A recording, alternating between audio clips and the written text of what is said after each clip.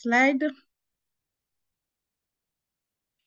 Alors, j'ai maintenant le plaisir de vous présenter le modérateur du webinaire d'aujourd'hui, le docteur Mohamed Sangaré. Dr Mohamed Sangaré est médecin de santé publique avec plusieurs casquettes. Il est spécialisé en changement social et de comportement, en informatique médicale, la santé numérique, en système d'information en santé et en gestion des projets, programmes et politiques de développement. Dr Sangaré a été chef d'équipe de plusieurs projets de communication et de santé numérique avec un focus réel sur les innovations sociales au niveau communautaire et présentement, il est le conseiller régional de CSC pour les pays francophones d'Afrique de l'Ouest pour Breakthrough Action du Centre des programmes de communication de l'Université Johns Hopkins. Alors, nous avons aujourd'hui la chance de le voir modérer ce webinaire et en même temps de nous donner son point de vue sur ce sujet important. Docteur Sangaré, à vous et bon webinaire à tous. Merci. Ok, merci beaucoup Aïssatou pour ces mots. Bienvenue à nos valeureux participants et bienvenue également à nos panélistes. Je vais donc juste donner quelques mots en guise de mots pour lancer ce webinaire. Et c'est vraiment un réel plaisir pour moi de participer donc à ce webinaire en tant que co-modérateur dont le thème a une grande résonance pour les gestionnaires de programmes ou les gestionnaires de politique et même pour les communautés. Au cours de ce webinaire, nous allons parler de l'importance de l'utilisation des données de la recherche pour l'amélioration des résultats dans les pays du partenariat Ouagadougou. Alors, les données, puisqu'il s'agit d'abord d'elles, ce mot latin datum, si on veut aller plus loin d'arrêt, signifie ce qui est fourni à quelqu'un ou ce qui est donné à quelqu'un. C'est donc juste ici pour dire que c'est un bien et un bien précieux que des personnes mettent du temps, de l'énergie, leur passion pour nous en procurer. Vous doutez là que je parle donc de nos grands chercheurs, de nos valeureux chercheurs, pour lesquels j'ai une profonde considération et admiration. Ces éminents chercheurs mettent à la disposition des données desquelles les informations et les connaissances sont tirées et mises à la disposition des politiques, des gestionnaires de programmes de santé, notamment santé de la reproduction, planification familiale. Et vous aurez également compris là que, mesdames et messieurs, que nous avons donc une chance extraordinaire aujourd'hui d'avoir dans notre panel donc ceux qui produisent les données, les chercheurs, ceux qui les utilisent, les gestionnaires de programmes ou les politiques, et également ceux qui font utiliser ces résultats de la recherche-là, que ce soit encore des gestionnaires de programmes ou des gestionnaires de connaissances. Et malheureusement, il n'y a pas une linéarité entre la production et l'utilisation des données, ou entre les besoins, la recherche ou l'utilisation de ces données-là.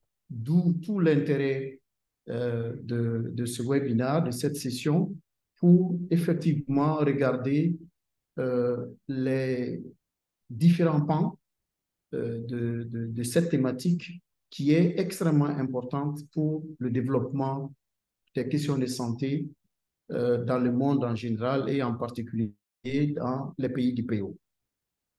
Dans le domaine de la santé, les données ne sont pas seulement de l'information, mais on peut juste considérer que les résultats que nous apporte la recherche, c'est une opportunité pour les gestionnaires pour sauver plus de vies, puisque la plupart de nos programmes, c'est vraiment pour le bien-être des communautés.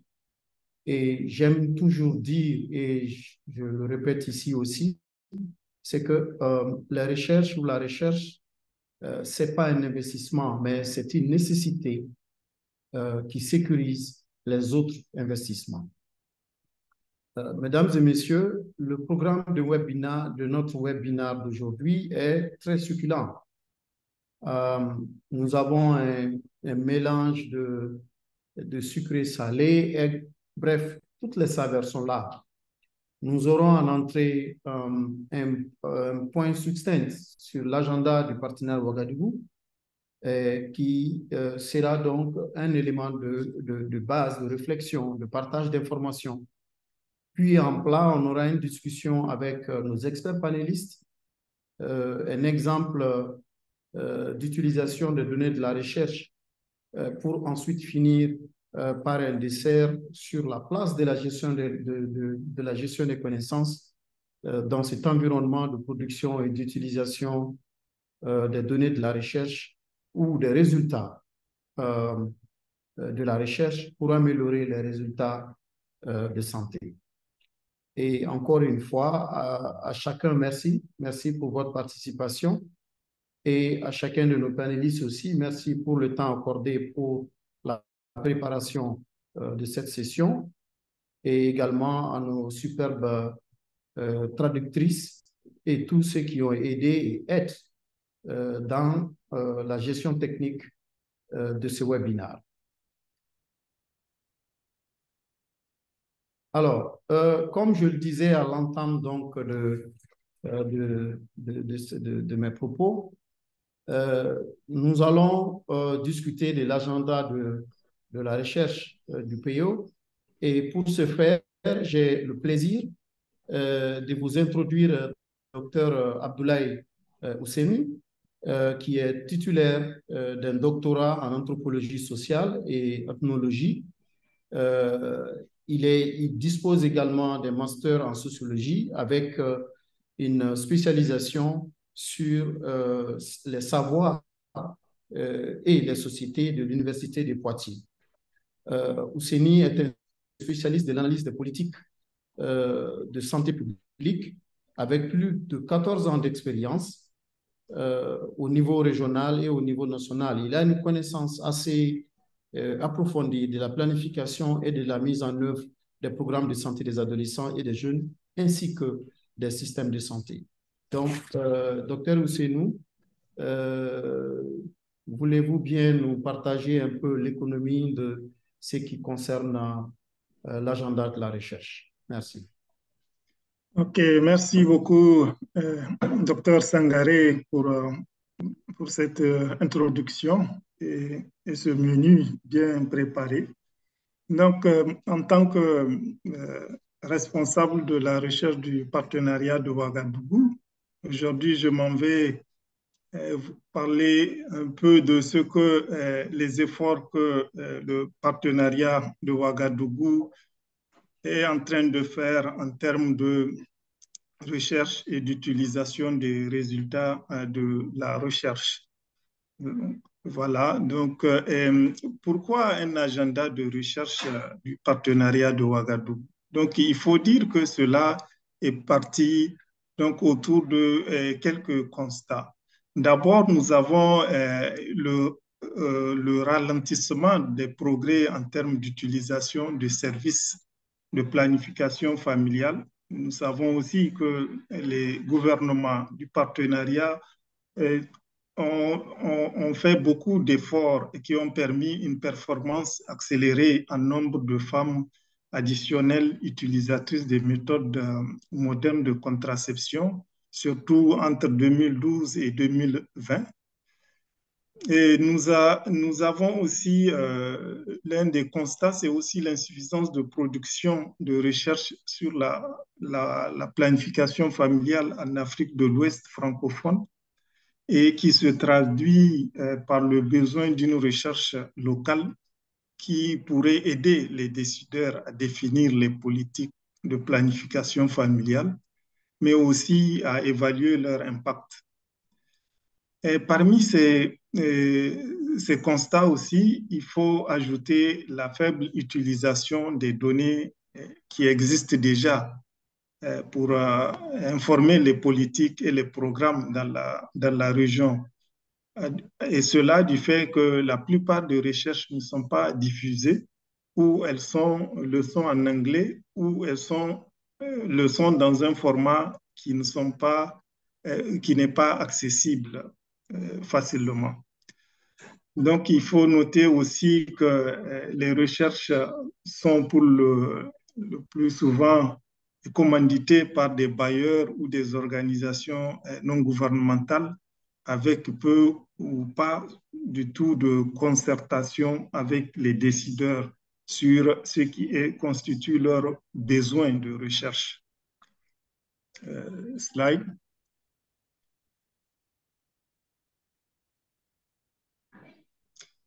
Donc, c'est dans ce cadre que le partenariat a mis en place un dispositif de renforcement pour renforcer disons, la recherche utile à la prise de décision.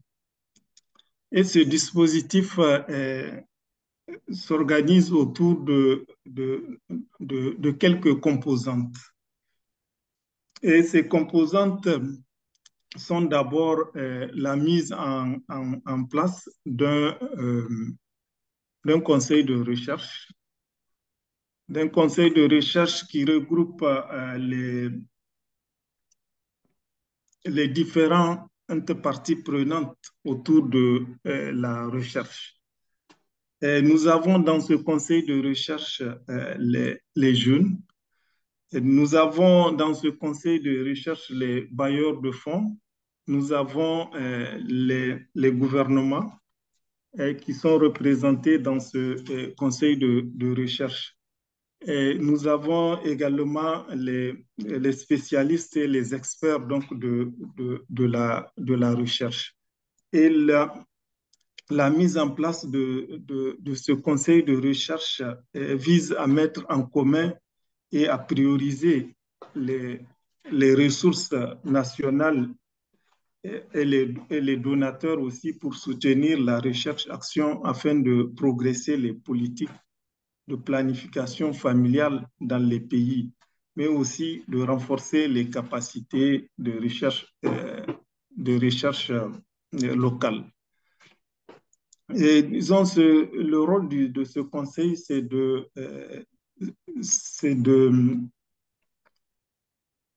donner des conseils pour le partenariat de Ouagadougou en ce qui concerne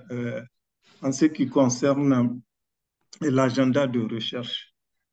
L'autre point aussi, c'est la mise en place d'un réseau de recherche qui vise à créer un cadre de coordination et de collaboration pour que les instituts de recherche locaux mènent des recherches dans leur propre communauté et ce qui pourrait garantir les résultats correspondant aux contextes sociaux, institutionnels et aux besoins des pays.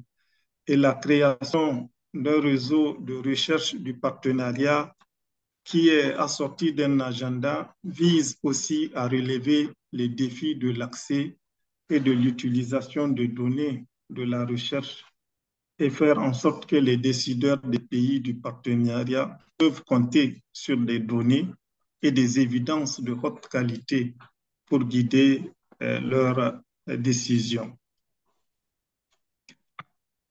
Et l'autre point, c'est la mise en place d'un fonds catalyseur pour la recherche-action. Là, la rétention des chercheurs locaux dans la région d'Afrique de l'Ouest francophone, pour nous, est un défi permanent, en partie parce que les financements et les opportunités sont limités par rapport à d'autres régions du monde.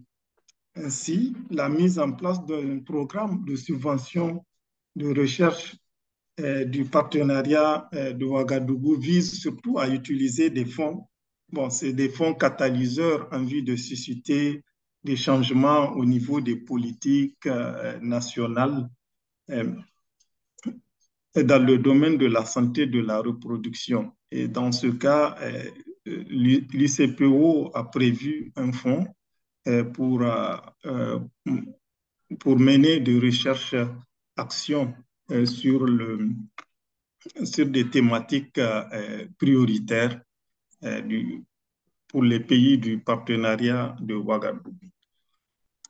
Slide.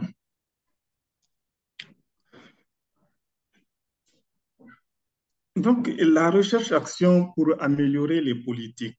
Donc, comme je l'ai dit, l'ICPO a mis un agenda de recherche et cet agenda compose aussi des actions concrètes aussi pour inciter et pour commencer la recherche pour l'utilisation des données de la recherche. Et pour cela, une des actions était l'identification des thématiques prioritaires de recherche pour les pays du partenariat de Ouagadougou. Et il faut dire que la détermination ou l'identification de ces thématiques de recherche est fondée sur les besoins réels des pays. Ces thématiques-là ont aussi constitué la pierre angulaire de l'agenda de recherche du partenariat de Ouagadougou. Et ces thématiques-là ont été identifiées à travers un processus inclusif et participatif et qui a commencé avec un atelier sur la recherche à Conakry et qui a regroupé plus de 70 participants donc ici donc de l'espace du partenariat de Ouagadougou, dont les directeurs nationaux de la santé et de la reproduction, les responsables de la recherche des ministères de la Santé, les chercheurs, la société civile, y compris les jeunes leaders, les journalistes. Il y a également les partenaires techniques et financiers. Nous avons aussi les bailleurs également qui ont participé à cet atelier et dont l'objectif était de discuter et pour identifier en fait les défis de la recherche, mais aussi d'élaborer ou de proposer des thématiques prioritaires de recherche. À travers cet atelier, on a pu identifier en tout cas un certain nombre de thématiques, autour de 40 thématiques de recherche, mais qui ont été aussi travaillées afin d'identifier de façon plus précise, en impliquant aussi le conseil de recherche pour identifier des thématiques qui pourront faire l'objet de recherche. Dans ce cadre, on a pu identifier 7 thématiques qui ont fait l'objet d'un appel à proposition de recherche à travers donc les instituts de recherche du partenariat de Ouagadougou. Et donc, il faut dire que le processus est en cours. Et quelques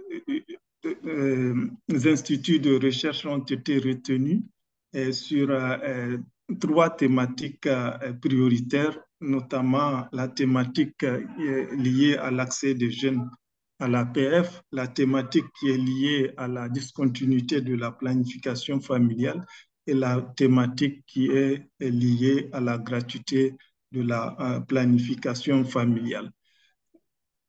Donc, mais il faut dire que dans ce réseau du partenariat et aussi en discussion avec d'autres bailleurs, certaines thématiques pourront aussi faire l'objet de financement plus tard. Slide. Donc, il faut dire que dans ce cadre de recherche-action pour changer les politiques ou améliorer les politiques de planification familiale, Et il y a des processus qui sont ancrés dans cette recherche parce que pour l'UCPO, ce n'est pas seulement de faire la recherche, parce qu'il y a beaucoup de données de recherche, il y a beaucoup de recherches qui ont été menées dans les pays du partenariat de Ouagadougou, mais l'objectif, c'est d'arriver à utiliser ces données de la recherche et pour changer ou améliorer ou créer un cadre favorable à l'utilisation des services de santé. Pour cela, un des piliers importants, c'est l'engagement des parties prenantes. Et au sein, donc, et aussi à travers cette recherche, les chercheurs, disons, les instituts de recherche et les décideurs et les parties prenantes, y compris la société civile, seront engagés à travers l'élaboration des feuilles de route seront engagés à travers ces feuilles de route pour changer les politiques. Donc, il ne suffit pas seulement d'avoir les données, mais aussi de discuter pour identifier les données probantes qui pourront être utilisées pour changer spécifiquement des politiques dans ces pays. Et au cours de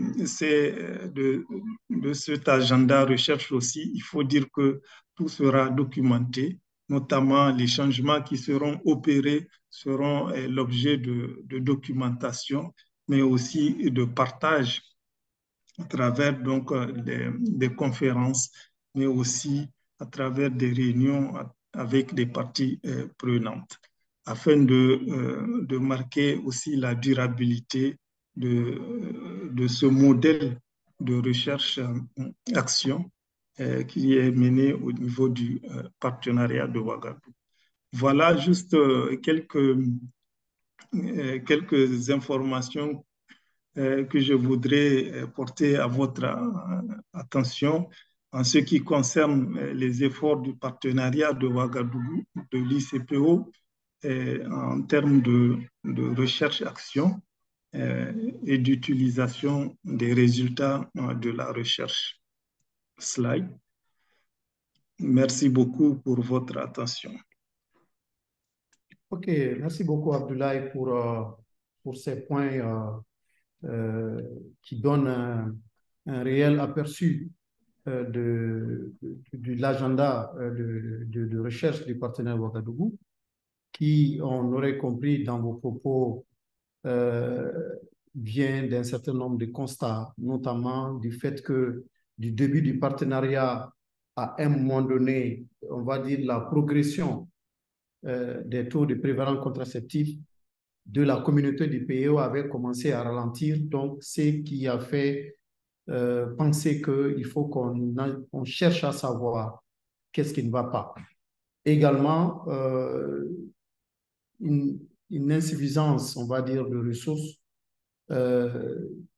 disponibles pour la recherche et également une insuffisance dans la collaboration autour des questions de recherche, que ce soit, on va dire, entre les chercheurs entre eux ou que ce soit les chercheurs et ceux qui peuvent consommer, on va dire comme ça, les résultats de la recherche en termes de faiblesse d'utilisation. Et on a aussi également vu que vous utilisez principalement 3 types de mécanismes pour régler cela, notamment la mise en place des fonds catalytiques et également l'organisation de faire en sorte que les chercheurs soient en réseau et la mise en place des conseils de recherche. Tout cela pour donc aller sur la définition d'un certain nombre de thématiques qui touchent vraiment beaucoup d'éléments, des thématiques fondées sur des besoins des pays. Donc, vraiment, c'est de bon augure, toutes ces informations-là, pour servir, on va dire, d'entrée en matière pour notre webinaire, pour lequel je voudrais ici maintenant introduire nos panélistes, notamment Mariem, qui est une Sénégalaise passionnée par la santé publique, en particulier la santé maternelle et infantile. Elle est titulaire d'un BBA en gestion d'entreprise et également d'une maîtrise de santé publique. Alors, elle a travaillé dans beaucoup d'initiatives qui concernent les programmes de santé familiale, dont plus récemment, elle est coordinatrice d'un projet de recherche dirigé par la London School et qui vise donc à examiner les considérations éthiques dans les programmes de planification familiale en Afrique de l'Ouest francophone. Et avant cela également, elle a acquis une forte expérience dans le domaine de la santé sexuelle et reproductive au sein des organisations, des ONG au Sénégal et en particulier dans le secteur de la recherche. Le deuxième panéliste, en tout cas dans le domaine de la recherche dans notre sous-région, est celui qu'on pourrait dire, est-ce qu'il est à présenter encore? Je voudrais parler du professeur Seni Kwanda, qui est médecin épidémiologiste, directeur de recherche et chef du département de santé publique de l'Institut de recherche en santé, en sciences et de la santé. Il est également professeur d'épidémiologie et chef d'unité de santé sexuelle et reproductive. Alors, il est titulaire d'un doctorat en médecine et également d'une maîtrise et d'un DEA en santé publique. Le professeur a eu à travailler dans beaucoup de domaines de la santé, que ce soit le VIH, la nutrition et également tout ce qui concerne le système de santé avec divers bailleurs, que ce soit de l'USAID, de la Fondation Gates, du Fonds mondial. Comme je vous le disais, il a une très lourde expérience, une très grosse expérience en matière de recherche avec plus de 200 articles publiés dans les revues nationales et internationales à comité de lecture. Et il est co-éditeur d'un ouvrage méthode et pratique de l'évaluation en Afrique. Alors, je vous disais à l'entame de mes propos que nous avons la chance d'avoir ici ceux qui produisent ou qui font la recherche et ceux qui utilisent la recherche, et les résultats de la recherche. Et pour cette partie de l'utilisation, j'ai le plaisir d'introduire Dr Thierry Omoulade Lawale, qui est médecin de santé publique, spécialiste en santé sexuelle et reproductive. Il totalise plus de 20 ans d'expérience dans les soins de santé primaire. Il a exercé quasiment à tous les niveaux de la pyramide sanitaire dans son pays, le Bénin, successivement comme médecin-chef, médecin coordinateur de zone, jusqu'à au niveau chef de service santé maternelle et infantile.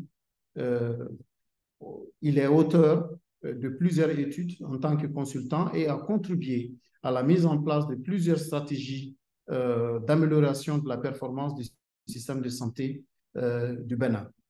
Depuis avril, il est directeur de la santé mère-enfant, des soins infirmiers et obstétricaux, donc du ministère de la Santé et du Bénin. Mesdames et messieurs et chers panélistes, merci de vous joindre à nous pour cette discussion. Alors, nous allons, on va faire d'abord un premier survol de questions. Et pour ce faire, j'aimerais commencer par Dr Lawale. Bon, disons, on produit les données, on a des résultats de recherche. Il y a eu beaucoup de recherches qui ont été faites. Vu votre expérience, vous avez traversé tous les échelons de la pyramide sanitaire jusqu'à aujourd'hui directeur de la direction santé mère-enfant. De votre point de vue, quelle est l'importance des résultats de la recherche pour la mise en œuvre des politiques de santé? À vous. Merci, Merci infiniment. Bonsoir à tous. Merci pour l'organisation de ce webinaire. Je voudrais dire déjà à l'entame que toute politique, toute action de santé vise forcément le bien-être, donc la résolution d'un problème de santé. Et comme nous l'avons tous appris dans les écoles, dans les universités, on ne règle pas un problème de santé en s'attaquant au problème. Donc, il faudrait connaître forcément ce que d'aucuns appellent les causes du problème, les déterminants, les facteurs qui l'expliquent, que ce soit lié à la personne ou à l'environnement. Et c'est là déjà que la recherche prend de la valeur et prend de l'importance. Parce que c'est effectivement la recherche qui va déjà nous permettre d'abord de décrire le problème dans toutes ses dimensions. Et là-dessus, il y a plusieurs outils que les chercheurs et nous-mêmes, santé publique, utilisons, mais également de retrouver ce que je disais tout à l'heure, ces facteurs, ces causes, tout ce qui donc explique ce problème-là. Et c'est ça qui va vraiment nous permettre de cerner le problème dans son ampleur, dans ses causes, dans ses conséquences et surtout d'imaginer maintenant les approches de solutions qu'il faut pour le résoudre. Alors, donc, déjà à la base, dans la conception du programme, la recherche prend sa valeur et son importance. Et par la suite, quand nous allons commencer la mise en œuvre, forcément, la recherche doit rester là pour accompagner toute la mise en œuvre, accompagner la mise en œuvre dans deux dimensions fondamentales de mon point de vue. Déjà, pour nous assurer que nous sommes en train de progresser vers les résultats que nous avons escomptés, donc nous donner des instruments de mesure de nos progrès, mais également nous permettre la recherche, je disais, d'analyser notre environnement pour voir s'il n'y a pas des facteurs exogènes ou bien des facteurs internes qui perturbent la mise en œuvre.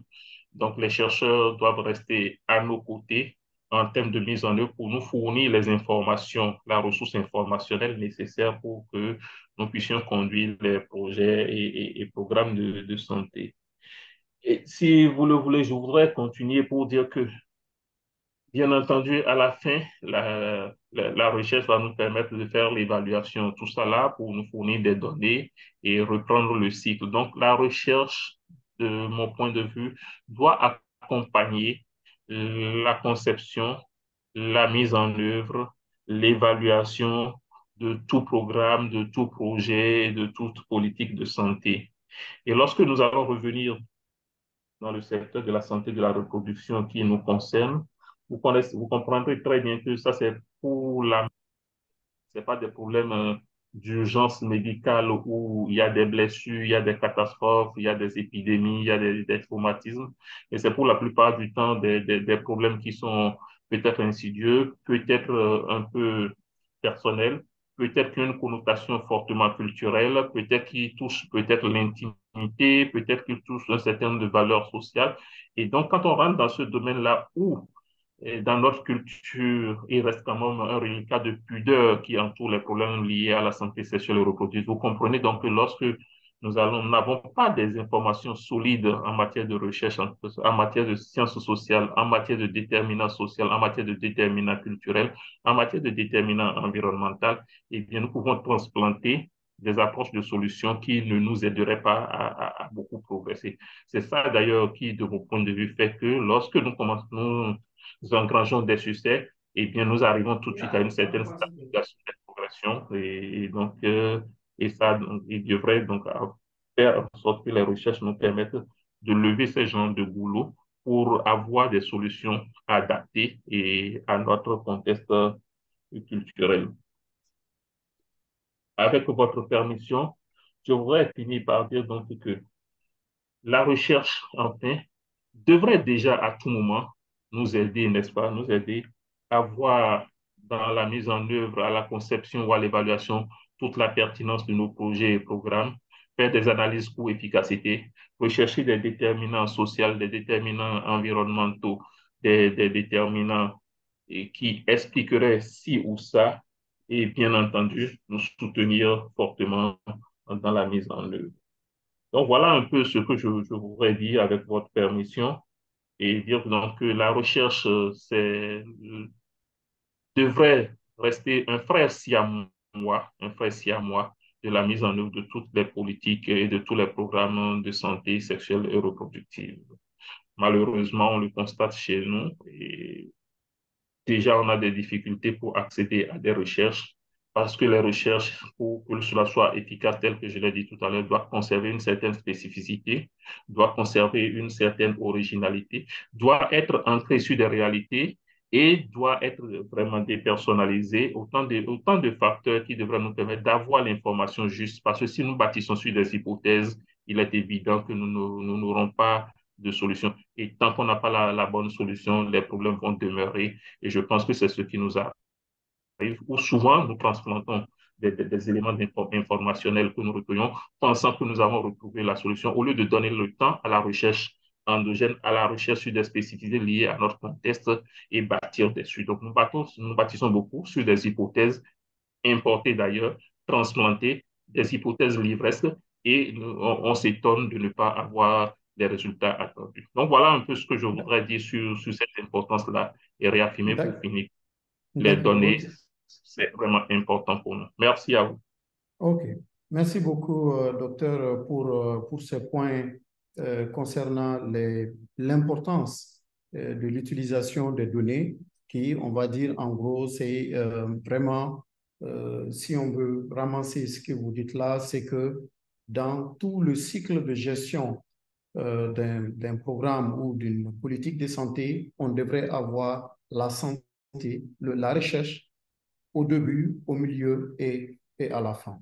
Alors, pour ce faire, bien entendu, on a besoin donc de ces chercheurs-là pour nous permettre donc d'avoir cet accompagnement tout au long donc, du cycle de gestion de nos programmes. Et pour ce faire, je me tourne vers le professeur Kwanda euh, pour savoir, vu toute cette importance décrite par docteur Lawale, euh, est-ce que vous pensez qu'aujourd'hui, nos instituts de recherche ont donc la capacité à conduire et produire des recherches dont les résultats pourront effectivement aider à la à la prise de décision? On va essayer d'aller un tout petit peu vite pour nous permettre de pouvoir toucher les différentes questions qu'on a pour vous. Professeur Kwanda, Merci, monsieur le président de session. Ce thème est très, très important. Je suis normalement en vacances, mais je tenais à y participer parce que c'est très important pour moi. En tout cas, je remercie les organisateurs donc, de ce webinaire. Alors, pour aller vite, je dois dire qu'aujourd'hui, alors, tout chercheur qui fait vraiment de la recherche, de la bonne recherche, son ambition, c'est que les résultats donc, de ces recherches soient utilisés et que de ce fait, ces résultats-là puissent permettre d'impacter sur la santé des populations. C'est ça le but de la recherche. Ce n'est pas juste de publier pour publier dans des grandes revues, mais effectivement, c'est de pouvoir faire en sorte que ces résultats-là puissent être utilisés. Pendant longtemps, et à juste raison, on a dit que les chercheurs publient dans des grandes revues alors que les décideurs n'ont pas accès à ces revues et utilisent un langage que les décideurs n'utilisent pas. Et donc, c'est vraiment des critiques qui ont été faites à l'endroit des chercheurs qui ont essayé de prendre cela en compte. Et il y a eu effectivement des réseaux même qui se sont créés, par exemple EVIPNet, etc., pour amener les chercheurs au-delà de la rédaction d'articles scientifiques, pour amener les chercheurs à communiquer avec les décideurs, à communiquer avec les populations. Et de sorte que on a tous appris, hein, vous prenez dans mon institut, la majorité des chercheurs a été formée à la rédaction des notes de politique, à des policy briefs, etc. Donc, pour traduire, quand on a des résultats, pour les traduire en langage simple pour les décideurs. Évidemment, donc, on va dire que dans beaucoup d'institutions, aujourd'hui, il y a ce fait-là que beaucoup de chercheurs ont été formés à rédiger des choses, des notes de politique, des policy briefs, etc. Même si cela est insuffisant, parce que ça doit être un renouvellement constant pour amener donc les chercheurs qui arrivent donc à se former sur ces questions-là. Parce qu'effectivement, c'est pas tellement gratifiant. Ce qui est plus gratifiant pour les chercheurs, si tu publies dans le Lancet, ça c'est plus gratifiant. Mais quand même, il y a effectivement une volonté des équipes de recherche d'écrire et de faire, donc partager donc, leurs résultats avec les décideurs. Mais il n'en demeure pas moins qu'il y a des facteurs qui entravent cela. On ne peut pas passer sous silence cela. D'abord, il faut savoir que les développements, les équipes ne sont pas au même niveau. Il y a un développement inégal. Quand vous regardez même dans les pays, surtout francophones, il n'y a pas il n'y a pas beaucoup de grosses équipes de recherche. Et en la matière, c'est connu. Il n'y a pas beaucoup de grosses rues quand on compare donc au milieu anglophone. Mais, alors, donc ça, c'est le premier élément. Les facteurs qui sont liés aux chercheurs, qui font que c'est que, au-delà d'écrire des policy briefs et des notes de politique, on n'a pas appris.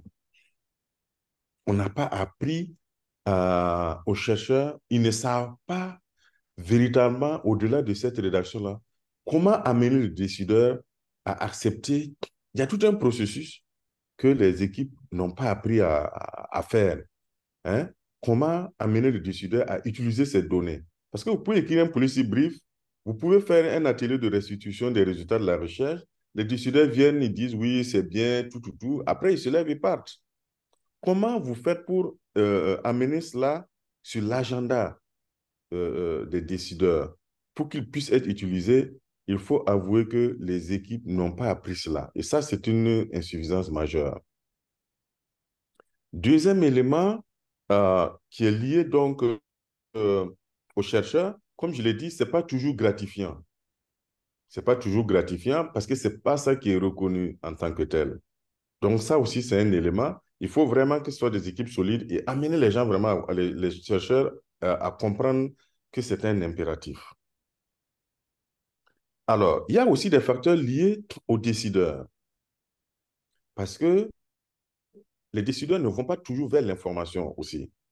Ils attendent qu'on leur apporte l'information. Sauf quand ils ont derrière eux, il y a des financements qui sont à l'horizon et ils ont besoin de données. En ce moment, on vous appelle, on vous dit, est-ce que vous n'avez pas telle ou telle chose, vous n'avez pas fait telle ou telle étude, etc. Mais dans la durée, dans la permanence, ils ne recherchent pas ces données-là. Et ça, je trouve que c'est une insuffisance aussi de leur part. Alors, au Burkina, il y a eu une tentative de mettre en place une unité de gestion et de transfert de connaissances.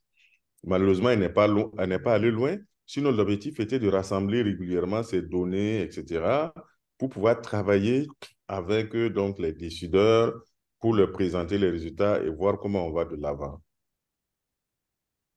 Mais il y a aussi des facteurs liés aux bailleurs.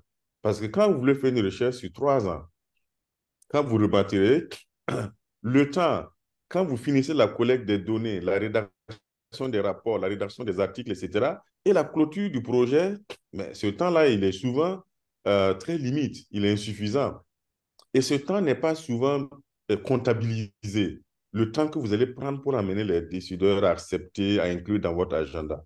Et donc ça fait aussi une insuffisance majeure. Et c'est pour ça que j'ai été heureux de voir que pour le partenariat de Ouagadougou, il y aura une feuille de route et on veut évaluer aussi les changements opérés. Et ça, c'est quelque chose d'extrêmement important.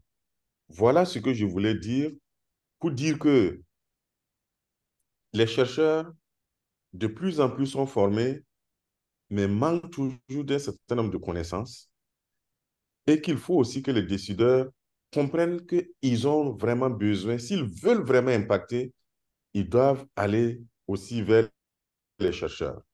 On ne peut pas accepter que la mortalité maternelle baisse de façon, j'ai envie de dire, trop insuffisante. C'est une catastrophe. Donc, on doit se poser toujours les questions quand on fait le plan stratégique, quand on fait le plan d'action, pourquoi ça baisse de cette façon? Quelles sont les innovations? Et aller aussi vers les chercheurs. Donc, ça doit être un perpétuel, comment on appelle ça? On doit se parler, voilà. On doit se parler plus souvent C'est pour ça que je suis content donc de ce webinaire-là. Merci. Merci beaucoup, professeur, pour ces points. Globalement, nos instituts, bon, il y a une certaine capacité, mais pas aussi grande telle qu'on peut l'observer dans des pays, anglophones, et qu'on a des chercheurs, mais il y a des insuffisances, des capacités à développer, mais également, il y a divers facteurs qui font que enfin, cette capacité qu'on souhaite n'est pas véritablement là, que ce soit des capacités internes donc aux chercheurs, à l'institution dans laquelle ils travaillent, les facteurs liés aux décideurs, mais également d'autres facteurs qui sont liés aux bailleurs, notamment dans le planning des recherches. Alors, je voudrais juste, est-ce qu'en 2 minutes, vous pouvez juste vous avez parlé d'utilisation, c'est-à-dire des problèmes de collaboration ou de traduction des résultats de la recherche pour les décideurs. Est-ce que vous pouvez juste en bref nous dire si c'est les financements que vous recevez, par exemple, d'un bailleur pour mener une recherche, est-ce que les financements tiennent compte de la traduction de ces résultats-là dans un format que le décideur peut utiliser ou un citoyen quelconque peut utiliser? Juste rapidement. Merci, professeur. La plupart des bailleurs de fonds, on va dire non. Mais comme je dis, nous tous, on a été sensibilisés à ça. Même quand le bailleur de fonds ne l'a pas prévu, nous, on fait ce travail maintenant. C'est une obligation. Mais ça reste insuffisant parce que le format seul ne suffit pas. Il y a le processus et le processus n'est pas pris en compte. Voilà. Si je viens mettre à Dr Thierry Lawalé, je dis, bon, voici les résultats des études que nous avons menées sur l'APF. Et je lui présente sous un format acceptable, etc. Peut-être qu'il va être très content, il va être gentil, tout, mais ça ne suffit pas. Il y a tout un processus d'adoption de ce qu'on a trouvé. Et ce processus-là n'est malheureusement pas pris en compte. D'accord. OK. Merci, professeur. Alors, avant d'aller vers Mariam Fall, docteur Thierry, alors si je comprends tout de suite ce que le professeur vient de dire, c'est que, bon, on fait de la recherche, il y a un certain nombre de données ou d'informations disponibles. Souvent, on a des problèmes pour que euh, vous, en tant que décideur, puissiez suffisamment les exploiter. Maintenant, ma question est de savoir, est-ce que vous, à votre niveau, vous voyez des défis pour accéder euh, à ces informations ou à ces données issues de la recherche? Tout à fait. Merci infiniment pour avoir abordé le sujet. Je pense que le professeur Kwanda a commencé par l'aborder. Il a abordé la question du premier défi est de présenter déjà les résultats, de savoir présenter les résultats sous un format qui soit acceptable. Et ça, c'est extrêmement important parce que déjà, vous pouvez avoir des résultats, vous avez derrière les résultats qu'ils produisent, que les chercheurs produisent, c'est toute une base de données qui est disponible.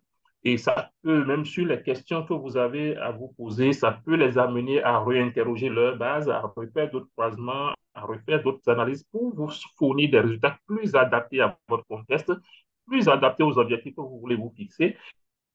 Mais malheureusement, donc, le premier défi qui est là, c'est qu'il n'y a pas de ressources additionnelles qui sont disponibles, alors que nous sommes au niveau de la santé publique, on a bien envie de développer des projets, des programmes. Mais le partenaire ne va pas financer forcément l'analyse situationnelle, la revue documentaire, les méta-analyses d'un certain nombre de bases de données qui existent.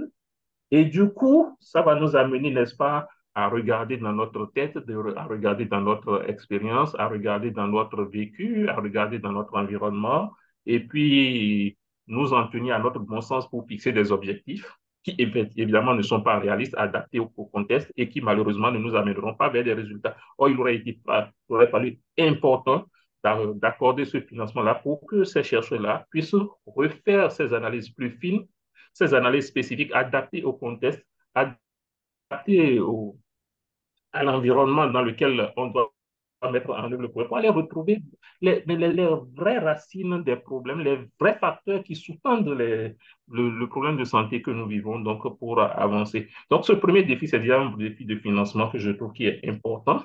Le second défi, il a évoqué également le volume de la présentation du format pour que cela soit digeste pour le décideur et le politique.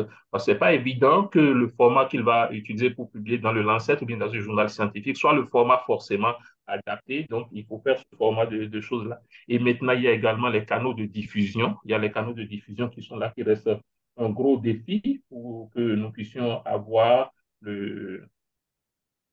les informations, parce que l'accessibilité à l'information reste quand même un gros défi et reste un challenge. À la fin, maintenant, je voudrais dire ça pour ne pas monopoliser la parole. Il y a maintenant le défi de la collaboration, le défi de la collaboration entre les chercheurs et les décideurs et qu'il faut résoudre, créer des canevas. Je me rappelle, au niveau du ministère de la Santé du Bénin, nous avons tout un service de la documentation où les chercheurs venaient déposer les résultats de leurs recherches avec les institutions qu'on a parlé tout à l'heure. Ce service, en temps, il a disparu. Mais là, maintenant, nous sommes en train de bâtir une direction en charge de la formation et de la recherche en santé qui est en train de se bonifier progressivement pour soutenir encore la recherche en santé. On garde espoir que cette direction-là va porter et puis va nous donner de bons résultats. Enfin, pour finir, en matière de défi, si vous le permettez, en une minute, le plus gros défi maintenant que nous avons, c'est qu'il faudrait également que les chercheurs puissent nous produire les résultats en temps réel. Parce qu'à des moments donnés, vous avez besoin de développer tout un programme de soumettre à un bailleur en 3 à 4 mois. Vous n'avez pas un certain nombre de données qui sont très adaptées au contexte, mais vous êtes obligé. Mais le chercheur vous dit, mais écoutez, la bonne recherche, si elle doit être sérieuse, elle va prendre du temps, ou bien il y a le comité éthique. Donc, déjà, on a également, pour finir, des questions d'agenda comme ça qui peuvent perturber l'utilisation, la disponibilité et l'utilisation des résultats de recherche. Et tout ça, il faudrait essayer de gérer ça pour pouvoir avancer. Merci à vous. Ok, merci beaucoup, docteur, pour euh, ces quelques mots sur les défis en ce qui concerne l'utilisation des résultats de la recherche à votre niveau en tant que décideur, et également au professeur pour également son analyse en ce qui concerne ces défis aussi de son point de vue de chercheur. Mais on note globalement qu'il y a là une insuffisance, on va dire, de collaboration pour que ce soit les besoins, que ce soit les directives stratégiques en termes de besoins que les décideurs peuvent avoir, puissent être effectivement, d'une part, en phase avec ce dont les chercheurs veulent bien chercher, mais également de faire en sorte que les résultats qui vont sortir puissent être suffisamment utilisés, suffisamment exploitables pour vous permettre de prendre des décisions ou de bâtir des stratégies solides. En tout cas, merci beaucoup pour ces analyses. Là, je voudrais demander à Mariam Fall. Alors, dans le cadre de vos activités de plaidoyer, est-ce que vous rencontrez, on va dire, des difficultés particulières ou des défis particuliers pour accéder aux résultats de la recherche? Merci, docteur Sangaré, et merci à tous les éminents professeurs et docteurs qui ont déjà pris la parole. Alors, un des problèmes majeurs, effectivement, c'est l'accès aux données, surtout en Afrique de l'Ouest francophone. Comme ça a déjà été dit, on sait qu'il y a beaucoup plus de données disponibles dans les bases de données anglophones. Au niveau de l'Afrique de l'Ouest francophone, déjà, un jeune, on va dire, aura du mal à savoir où trouver les données qu'il lui faut pour faire son plaidoyer ou bien pour faire son activité, en tout cas pour avoir des résultats, pour renforcer ou faire le travail qu'il a à faire. Donc, l'accès est un gros problème. Ce n'est pas, par exemple, il y a Google Scholar. c'est quelque chose de très facile d'accès. Mais pour des données beaucoup plus probantes pour l'Afrique de l'Ouest francophone, il serait bien d'avoir aujourd'hui une référence. Si c'est un site web ou quoi que ce soit, où il y a les bases de données où on peut trouver les résultats en fonction de la thématique qui nous intéresse. Ça aiderait beaucoup plus les jeunes et de manière générale, toutes les personnes qui veulent utiliser les résultats des recherches pour faire un certain travail. Donc, il y a ce manque de référence, on va dire, pour nous jeunes qui n'ont pas toute l'expérience que nos anciens ont, qui ne savent pas forcément où aller pour trouver ce qu'il nous faut. Donc, effectivement, l'un des défis majeurs, c'est de savoir vers qui se tourner ou bien où aller pour trouver ce qu'il nous faut. Après, il y a aussi le défi de l'utilisation. Parce que c'est bien de voir des résultats devant soi, mais maintenant, comment les utiliser? J'ai beaucoup aimé ce que le professeur Sénéconda a dit, que eux, maintenant, systématiquement, ils forment leurs chercheurs à écrire des policy briefs. C'est pas tout le monde qui fait ça. Parce que les articles scientifiques, comme il a dit, pour tout chercheur, le succès, c'est de, voilà, d'avoir son article publié au Lancet, à d'autres sites de référence. Mais maintenant, tout le monde n'a pas accès parce que c'est pas tout le temps gratuit. Il y a certains articles, il faut payer pour avoir l'intégralité de l'article et comprendre qu'est-ce qui a été fait pour avoir tel résultat.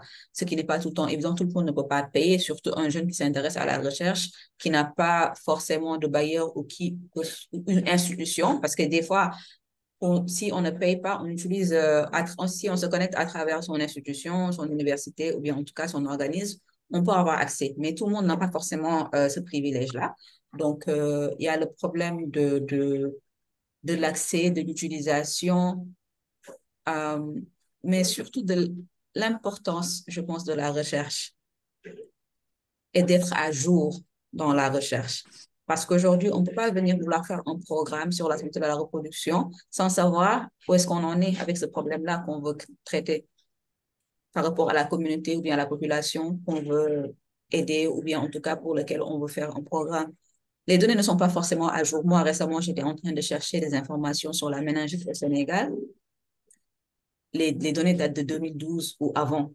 Il n'y a rien de récent. Donc, il y a ce problème aujourd'hui d'avoir les données en temps réel, comme le docteur Lowale l'a dit tout à l'heure. Il y a un problème d'être à jour, de donner à jour. Il y a un problème d'accès vers qui se tourner, où aller, et un problème d'utilisation. Comment utiliser en tant que jeune, aujourd'hui, qui vient de démarrer ou qui veut porter un projet, où est-ce qu'on va aller pour faire son plaidoyer pour que son projet soit accepté. Comment on utilise les résultats de ces recherches-là. Donc, il y a un problème au niveau de la formation, un problème au niveau de l'accès, mais aussi de l'importance de la recherche en anglais. Merci beaucoup, Marianne. Alors, est-ce que juste en une minute, vous avez parlé des questions qui concernent les jeunes, particulièrement, on va dire, comment est-ce que les jeunes collaborent, on va dire, avec des chercheurs plus anciens dans la recherche. Alors, de votre point de vue, à l'heure actuelle, comment c'est fait ou quels sont les défis qui se posent aux jeunes pour pouvoir accéder, disons, à des personnes comme le professeur Kwanda ou à l'institut du professeur Kwanda pour faire plus de recherche? Alors, il faudrait déjà que comme j'ai dit, il faut un répertoire. Aujourd'hui, je peux être intéressée, mais je ne sais pas vers qui me tourner ou bien je n'ai pas les moyens financiers d'aller à des événements où ces personnes se trouveront pour avoir accès direct à eux. Maintenant, s'il y a un répertoire d'institutions, d'organismes, de chercheurs vers qui on peut se rapprocher pour poser des questions ou en tout cas avoir un certain mentoring, ça serait parfait. Si c'est répertorié, aujourd'hui, je sais que si je vais sur, par exemple, le site du partenariat de Ouagadougou, je trouverai toutes les institutions avec les professeurs qui sont là-bas, qui peuvent, même si c'est pas forcément une formation en recherche ou bien en utilisation des données, mais qui peuvent nous conseiller concernant le projet qu'on a ou bien l'intérêt qu'on a pour la recherche, nous dire pour pour réussir sa recherche, il faut faire tel et tel, il faut considérer tel et tel.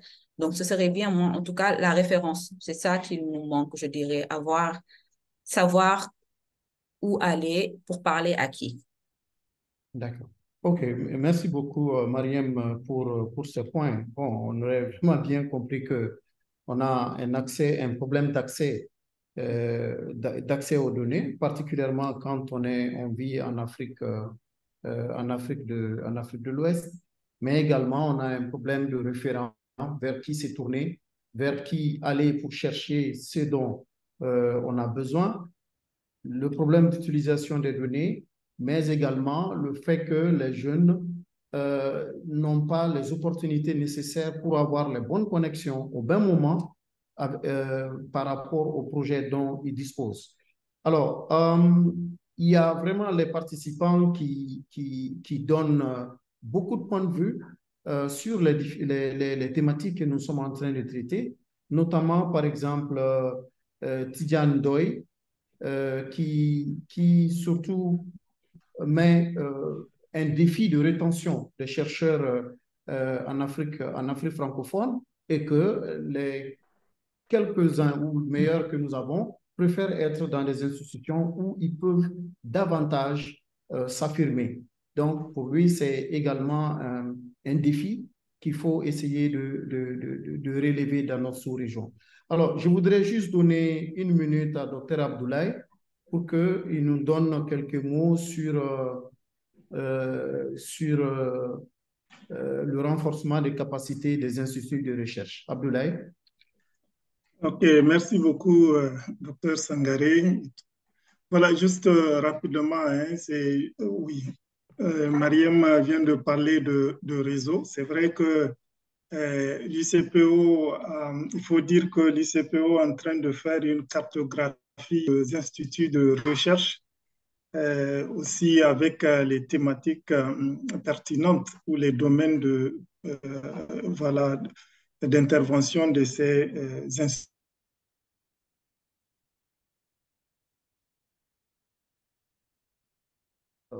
J'ai l'impression qu'on a perdu Abdoulaye. Alors, peut-être le temps qu'il ne nous revienne. Je lis là aussi un autre, on va dire, les instituts de recherche ont des capacités aussi faibles pour concurrencer. Oui, Abdoulaye, Vous vas-y. m'entendez? Oui, on vous Voilà, entend. Voilà, et ont des capacités faibles pour compétir avec d'autres institutions donc, de recherche qui sont ailleurs, autre que le partenariat de Ouagadougou. Donc, nous, c'est de faire un renforcement de capacité. Et dans ce cadre-là, l'USAID, donc, avec un financement, l'ICPO travaille avec l'USAID, aussi avec Agency for All, en collaboration avec bien évidemment EVIDAF, et pour renforcer la capacité d'un certain nombre d'instituts de recherche du partenariat de Ouagadougou, notamment pour connaître des instituts plus forts qui pourront voilà, candidater et compétir avec d'autres instituts de recherche, notamment ceux anglophones ou dans d'autres pays aussi, voilà, au même titre. Je pense que donc c'est notamment ce renforcement vise surtout les renforcements des capacités institutionnelles. Mais au-delà, je pense que aussi le renforcement des capacités, notamment sur des questions de mener des chercheurs, des recherches sur la mise en œuvre, qui, à mon avis, est un domaine qui permet de faciliter la collaboration entre décideurs et chercheurs, notamment aller sur des questions sur des problèmes plus précis, voilà, auxquels les décideurs veulent répondre. Donc, ce type de recherche aussi peut être un domaine de renforcement de capacité. Je sais que des instituts comme ID Insight sont en train de faire du travail pour mener des recherches sur des besoins axés sur les décideurs. Donc, ça, c'est des organisations internationales, mais nous, pour nous, l'idéal, c'est qu'ils travaillent aussi avec des instituts locaux afin de renforcer leurs capacités sur la manière donc d'identifier des problèmes spécifiques et de trouver des solutions beaucoup plus précises. Donc, merci beaucoup pour, voilà. OK, merci beaucoup Abdoulaye pour ces mots. Alors, avant de passer à notre session avec Adiza, je voudrais juste lire ici un commentaire de Mamadou Mbaou Diallo. Il mentionne l'autre défi est la collaboration avec les autres disciplines comme la communication, la gestion des connaissances pour traduire les résultats de recherche en un langage accessible et compréhensible à un large public. Les chercheurs ne peuvent pas tout faire, même s'ils ont été formés sur les méthodes de transfert de compétences. Je pense que là aussi, c'est une réflexion intéressante qui peut enrichir notre discussion sur l'utilisation des données. Maintenant, je voudrais maintenant vous introduire Dr. Hadiza Karri. Elle est représentante nationale et chargée de recherche EBIDAP Niger. Elle assure la liaison avec la direction générale de la population et de la santé de la reproduction du Niger et également la direction de planning familial. Elle supervise le projet R4S au Niger et facilite la mise en place d'un groupe de travail sur l'équité et l'auto-soin. Alors, elle a de nombreuses expériences en tant que médecin travaillant dans les hôpitaux quasiment pendant 10 ans, puis travaillant pour l'UNEPIE, et elle a eu effectivement aussi à contribuer dans l'élaboration et la mise en place de diverses stratégies au Niger, notamment le plan de prévention pour les adolescents, les plans d'action pour la santé de la reproduction ou les plans d'action pour la santé de la mère et de l'enfant. Alors, Adiza, vous avez la parole. Merci beaucoup, Dr Sangaré. Et comme vous l'avez dit, nous allons saisir cette opportunité justement pour faire un partage d'expérience sur le type d'utilisation de la recherche que mon institution EBIDAP, à travers le projet R4S, est en train de faire par rapport justement pour montrer l'importance de l'utilisation de la recherche pour améliorer les résultats de la planification familiale ici au Niger. Diapo.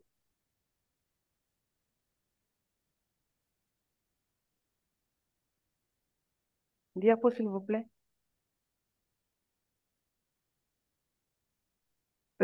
Voilà. Donc, quelle était l'approche que le projet R4S, en collaboration avec la direction de la planification familiale, avait utilisée? C'était une approche basée sur le cadre d'utilisation des résultats de recherche, comme vous le voyez sur cet écran. Et c'est un cadre qui avait été élaboré par FHI 360. Nous ne sommes pas partis du néant, donc nous nous sommes basés sur ce cadre-là, notamment la base même, c'était l'élaboration d'un agenda de recherche et d'apprentissage en matière de planification familiale qui, dans une de ses recommandations, était la mise en œuvre d'un programme de travail. Et pour le suivi de ce programme de travail, il a fallu mettre en place un groupe technique de travail qui était centré sur un groupe technique de travail sur l'autoprise en charge et l'équité en matière de PF. Ce groupe de travail était chargé de faire le suivi de la mise en œuvre de la recherche par rapport à ces deux thématiques. Ensuite, bien sûr, comme toute recherche, il y a des résultats qui sont issus de la recherche. Nous avons procédé à la dissémination et puis à l'élaboration de plusieurs produits, dont sortir des recommandations et faire le suivi de la mise en œuvre de ces recommandations, et bien sûr en apportant notre assistance technique. Diapositive.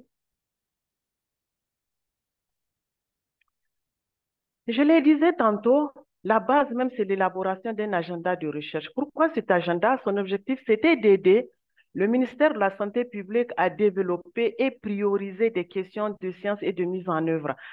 J'insiste sur le mot, sur la priorisation parce que nous avons développé plusieurs questions de recherche. Il fallait identifier celles qui, dans leur mise en œuvre, permettront d'atteindre les objectifs nationaux du plan d'action national pour la PF du Niger. Et le processus d'élaboration de cet agenda, c'était de mars à juillet 2020. Ce processus avait consisté en l'organisation de consultations au Niger, soutenues bien sûr par une revue documentaire, une analyse des données secondaires, des entretiens bien sûr avec des informateurs clés et des consultations avec des parties prenantes. Nous avons 13 questions de recherche dans cet agenda et ce ne sont pas des questions qui ont été identifiées au hasard, mais c'était des questions qui étaient enrhumées aux 4 axes stratégiques du plan d'action national budgétisé. Et pour insister sur cela, je dis arrimé parce que j'ai vu dans le panel de tout à l'heure, il était question, la question qui était beaucoup revenue, c'était le manque de collaboration entre le gouvernement et puis les institutions de recherche. Pour vous dire qu'ici, nous, avec le projet R4S, nous avons travaillé en étroite collaboration avec le ministère de la Santé publique à travers la direction de la planification familiale. Diapo. Alors, et pour la mise en œuvre du programme de recherche, pour le bon suivi de cette mise en œuvre, il a été créé en août 2021, puisqu'on a vu que l'agenda de recherche a été élaboré en 2020. Alors, en 2021, il y a eu la création d'un groupe technique de travail sur l'autoprise en charge et l'équité en PF qui a été créé au sein de la direction de la planification familiale. Ici, je reviens encore. Pourquoi ces 2 thématiques? Justement, c'est parce que le ministère a fait une priorisation des questions de recherche et ces 2 thématiques ont fait l'objet de focus parce que le ministère s'est dit en mettant en œuvre des questions de recherche liées à ces 2 thématiques, cela leur permettra d'atteindre les objectifs nationaux et de planification familiale. Le but de ce GTT, c'était de soutenir la DPF dans le développement des politiques et stratégies innovantes pour justement atteindre l'équité parce que le pays, aujourd'hui, la couverture sanitaire du pays est d'environ 50%. Donc, il fallait remédier à ces inéquités pour permettre à la population d'accéder aux services de planification familiale et également générer des preuves sur l'autoprise en charge qui étaient nécessaires aux politiques et programmes. C'est ainsi que la DPF, le projet avec la direction de la planification familiale, a conçu et mis en œuvre ce programme de travail. Diapositive, s'il vous plaît. Alors, pour faire avancer les politiques et programmes d'autoprise en charge, d'abord, je vais vous parler de ce qui a été fait par rapport à l'autoprise en charge pour faire avancer donc les politiques et programmes. Et sur la base de ces thématiques fondées sur les besoins du pays, parce que c'est sur les besoins du pays, nous avons nous avons mené une étude exploratoire à méthode mixte de l'autoprise en charge en matière de planification familiale au Niger. Et disons qu'au passage, c'est une étude qui a été faite au niveau de 2 autres pays, le Népal et puis l'Ouganda. Et il s'agissait d'explorer et de définir les comportements et les préférences des hommes et des femmes en ce qui concerne l'autoprise en charge en matière de planification familiale et d'examiner les perspectives des prestataires parce que les prestataires étaient aussi le centre de cette thématique puisque c'est eux les délivreurs de services. Et également une spécificité ici au Niger qu'il faut souligner, nous avons tenu compte de l'avis, de l'opinion des leaders communautaires vu la place très importante qu'ils occupent dans la société. Et bien sûr, nous avons partagé les résultats avec les membres du GTT et à la suite de ces résultats, des recommandations ont été formulées. Et parce que cette étude avait mis en exergue des informations et ces informations étaient mises à la disposition des décideurs, notamment le gouvernement, qui pourra utiliser ces données pour développer ou alors orienter de nouvelles stratégies en faveur de la planification familiale. Diapositive.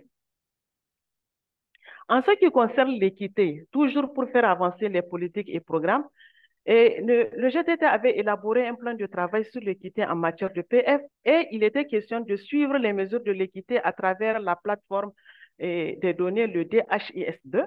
L'approche utilisée, c'était on fait une analyse biannuelle des indicateurs à travers les données longitudinales du DHIS. Donc, ces indicateurs d'intérêt étaient définis. La direction de la planification familiale procédait semestriellement à l'extraction des données brutes et nous, EBIDAF, nous procédons à l'analyse de ces données. Les résultats sortis, nous faisons la dissémination des résultats avec le GTT justement pour réorienter ou alors pour définir des projets, des stratégies toujours en faveur de la PF, surtout au niveau communautaire. En perspective, 2 études sur la mesure de l'équité. Et à cause de cette inéquité, de cette population qui n'a pas accès à la planification familiale, nous projetons de faire la cartographie des partenaires d'implantation des PF au Niger et puis une étude mixte d'études de cas sur l'équité. Diapositive, s'il vous plaît. L'application des connaissances. À quoi servira la production des résultats? On a vu tout à l'heure, c'est le développement ou changement de politique pour atteindre l'équité dans la programmation MPF et générer également des preuves sur l'autoprise en charge nécessaire et politique au programme, notamment mettre à la disposition de la planification familiale ces données de recherche. La direction de la planification familiale va pouvoir capitaliser et puis soulever certaines pistes de réflexion et également informer le maximum du public parce que partant de ce que nous avons trouvé, cela peut engendrer d'autres pistes pour creuser davantage et en faveur de l'APF. Vous avez sur cette diapositive à droite les exemples de produits dont j'ai parlé tout à l'heure, notamment la dissémination des résultats, l'élaboration des recommandations, et puis nous avons également écrit un résumé technique des différents résultats. Diapositive. Enfin, les messages clés ici, ce que nous voulons que les participants retiennent, c'est que le projet R4S avait appliqué une approche systématique parce que nous ne sommes pas partis du néant, mais nous avons utilisé le cadre d'utilisation des résultats de recherche qui avait été élaboré par FHI.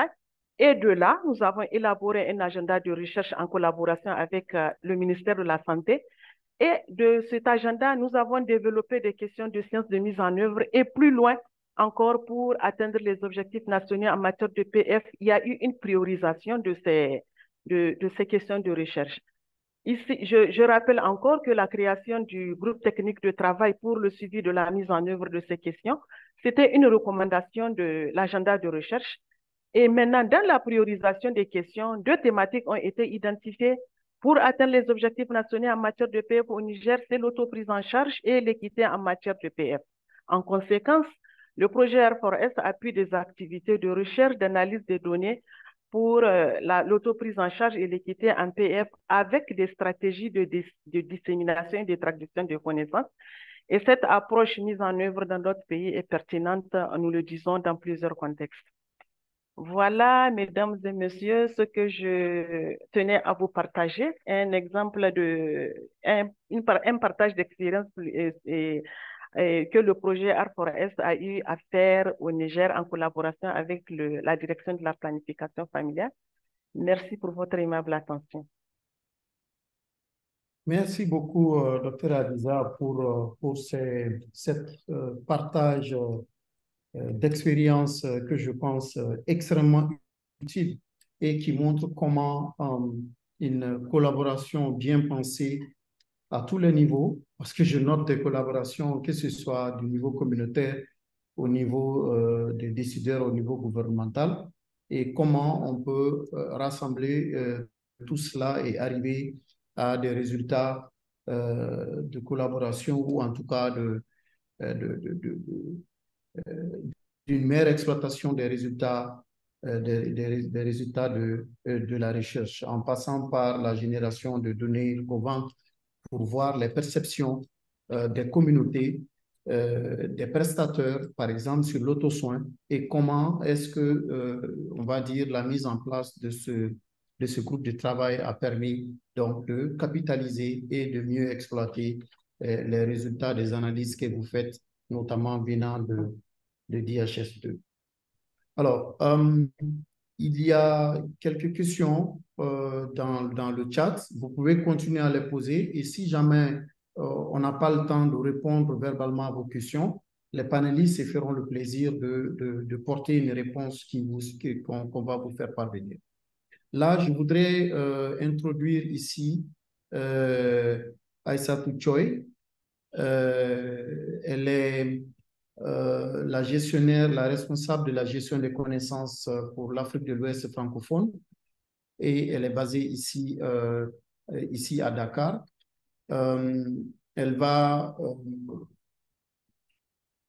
partager avec nous en quoi la gestion des connaissances, quel rôle la gestion des connaissances peut jouer dans l'utilisation des données de la recherche. Et nous demandons aussi votre intelligence pour peut-être 5 minutes qu'on voudrait ajouter, vu qu'on n'a pas commencé exactement au temps souhaité, pour permettre à ce qu'on puisse clôturer normalement cette discussion. Aïssatou, à toi. Merci beaucoup, Dr Sangaré. Bonjour à tous. Je pense que je vais aller très vite et je vais juste commencer par là où a terminé Hadiza. Dr Hadiza, en parlant de collaboration, d'application des connaissances, on a parlé ici beaucoup d'utilisation et je pense que quand on évoque ces différents aspects, ça nous renvoie forcément à la gestion des connaissances qui implique tout cela. Slide.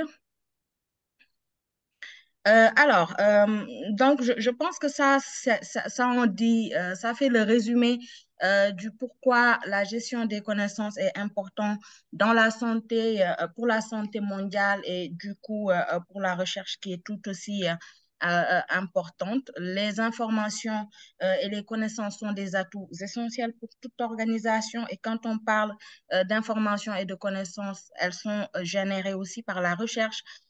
Donc, lorsque nous avons l'opportunité, les parties prenantes, d'accéder aux derniers résultats de quelconque recherche. C'est toujours important pour faire de gros pas sur ce que nous sommes en train de faire et surtout d'éclairer les décisions que nous prenons dans les différentes organisations. Slide. Alors, le travail sur la santé mondiale et le développement implique une communauté diversifiée d'individus et d'organisations travaillant à des objectifs communs. Donc, les groupes les plus efficaces pour atteindre ces objectifs ont des systèmes en place pour partager régulièrement des connaissances critiques, accéder surtout immédiatement aux dernières recherches, donc d'où l'importance de ces cadres-là pour partager ces connaissances et traduire les leçons apprises en de meilleurs programmes. Donc, la gestion des connaissances qui est ce processus de collecte et de conservation des connaissances et de connexion des personnes avec celles-ci afin qu'elles puissent agir efficacement est au cœur de tous ces systèmes. Et du coup, la gestion des connaissances peut améliorer la coordination et améliorer également un apprentissage significatif, une collaboration et une application des résultats de la recherche. Slide. Ça, c'est la matrice de la gestion des connaissances que nous aimons souvent partager parce qu'elle englobe énormément de choses importantes dans le cadre de ce que nous faisons. Et pour l'instant, je voudrais juste que nous nous concentrions sur l'extérieur du cercle et des éléments en bleu, donc qui représentent les différentes composantes du cycle de gestion des connaissances et qui, vous allez le voir, interpellent également la recherche et son utilisation. Donc, la première chose, c'est la capture des connaissances. Il s'agit de documenter ces informations qui facilitent l'accès aux connaissances tacites et ainsi qu'aux connaissances explicites. Et pourquoi ceci est important? Alors, combien de fois on a perdu énormément de connaissances parce qu'elles ne sont pas documentées? Docteur Abdoulaye a parlé tout à l'heure de la documentation des progrès réalisés. Je pense que quand on dispose de résultats de la recherche, qu'on puisse les utiliser, c'est très important, mais également, il est important de savoir comment l'utilisation de ces recherches-là a aidé à améliorer ces progrès qui ont été utilisés. Donc, la documentation est très importante sur toute la ligne.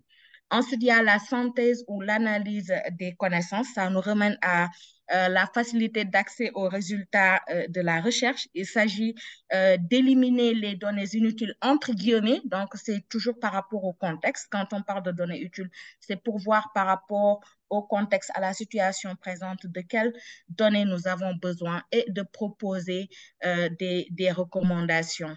Ensuite, nous avons le partage des connaissances. C'est quelque chose que nous faisons tous les jours à travers la diffusion, la distribution de documents imprimés, les panneaux d'affichage, etc. On a beaucoup parlé de fiches d'information. Je pense que ça aussi, c'est important d'en tenir compte lorsque nous faisons de la recherche. Ensuite, il y a l'évaluation des connaissances. Comment ces connaissances ont-elles été utilisées? Ça nous ramène au premier point, la documentation des progrès qui ont été réalisés à l'issue de l'utilisation des résultats de la recherche. Et pour ça, il est important de déterminer les indicateurs de suivi, les bons indicateurs de suivi et d'évaluation en utilisant les données qualitatives et quantitatives. Et enfin, ça tourne la génération de connaissances. Donc, il s'agit de prendre tout cela, de créer des ressources et de générer de nouvelles connaissances sur la base de ce qui existe. Slide. Alors, ça, c'est trois concepts transversaux qui sont super utiles dans le cadre de la recherche. Donc, ils sont tissés tout au long du processus de la gestion des connaissances. Il s'agit de la collaboration, l'apprentissage et l'adaptation au CLA. Je pense que le travail fait par Dr. Khadiza et son équipe, on pourrait reconnaître ça facilement dans le cadre de ces trois concepts-là. Donc, le cadre CLA qui est promu par le Bureau des politiques de la planification et de l'apprentissage de l'USAID fournit une approche flexible pour soutenir et améliorer la gestion des connaissances et l'apprentissage continu pour une mise en œuvre efficace du cycle de programme. Tout le monde l'a dit, c'est important tout au début d'impliquer tout le monde quand on veut faire la recherche. Et la collaboration, elle est intentionnelle lorsque les parties prenantes identifient des domaines d'intérêt communs et travaillent ensemble lorsque cela a un sens. Donc, ce faisant, ça réduit un peu la duplication des efforts et partage les connaissances au-delà des frontières sectorielles et institutionnelles. Et nous avons l'apprentissage qui a lieu avant, pendant et après la mise en œuvre du programme. Donc, l'apprentissage a lieu lorsque les professionnels de la santé génèrent, saisissent, analysent, partagent et appliquent les informations et les connaissances pour améliorer les programmes. Donc, ces programmes doivent prendre le temps de faire une pause et de réfléchir aux nouveaux apprentissages qui ont eu lieu pendant la mise en œuvre du programme, puis de partager et valider intentionnellement ces apprentissages avec d'autres partenaires, donateurs et responsables de la mise en œuvre. Et enfin, on a l'adaptation également efficace qui se produit lorsque les partenaires appliquent l'apprentissage et apportent des corrections itératives au cours de la mise en œuvre pour accroître l'impact de l'aide au développement. Donc, vous verrez que tout ça se fait sous le soubassement de l'utilisation des résultats de la recherche qui seront contenus autour d'une collaboration, d'un apprentissage et d'une adaptation continue avec les différentes parties prenantes. Slide. Alors, ça, c'est juste pour montrer un peu l'importance de comment on va vers le changement. Donc, histoire plus données plus visuelles qui mène au changement. Donc, c'est un schéma qui montre juste à quel point c'est important de rendre accessibles ces résultats de la recherche. Les gens entendent souvent des statistiques, beaucoup de vocabulaire, de langage vraiment scientifique, mais ils ressentent en fait plus des histoires. Je pense qu'on l'a dit tout à l'heure, ce n'est pas donné à tout le monde de pouvoir bien comprendre les résultats de la recherche qui sont traduits en vue de pouvoir les utiliser comme il se doit. Et donc, lorsque vous prenez vos idées et que vous les désemballer avec des histoires et des images, vous aider à construire un pont pour votre public vers ce côté influent et émotionnel du cerveau. Donc, les neuroscientifiques ont démontré par des scanners cérébraux que lorsqu'une personne est absorbée par une histoire, celle-ci stimule davantage de zones du cerveau que les données seules. Donc, c'est important, même avec les résultats, les données fournies par la recherche, de leur donner une histoire, de mettre vraiment l'accent sur cet aspect-là pour faciliter l'utilisation aussi bien par les décideurs, par les jeunes, par les différentes parties prenantes autant que besoin. Slide. Alors, ça, c'est quelques exemples de formats de contenu. Il en existe vraiment beaucoup. Chaque individu a des préférences, donc chaque individu a son style d'apprentissage différent.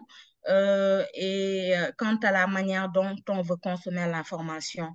Donc, le support que vous utiliserez pour raconter votre histoire dépendra d'un certain nombre de facteurs. Donc, le temps, le lieu, la connectivité, le contexte, les préférences du public. Donc, ça, c'est vraiment différents formats qui peuvent être utilisés pour transmettre les données. Slide.